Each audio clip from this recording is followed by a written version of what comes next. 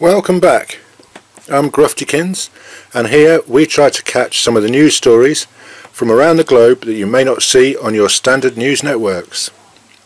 Today's stories: Iran threatens US bases after sanctions, and US and Australian forces to conduct the biggest beach landings since the Second World War.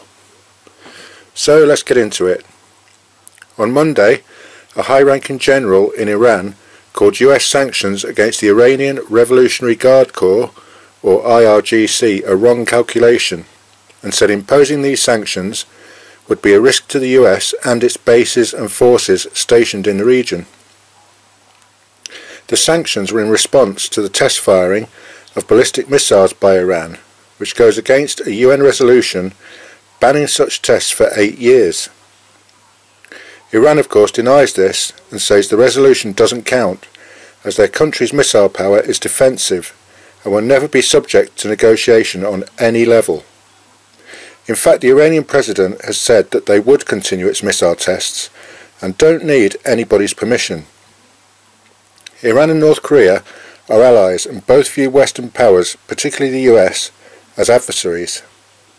It is also suspected they have shared skills and technology in their rapid development of ballistic missiles lately, and both are threats that the West is keeping a very close eye on.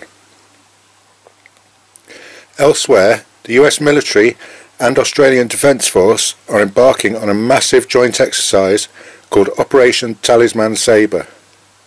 This will include beach landings on a scale not seen since the Second World War. More than 30,000 personnel will participate in the exercise, which is due to continue into the last week of July.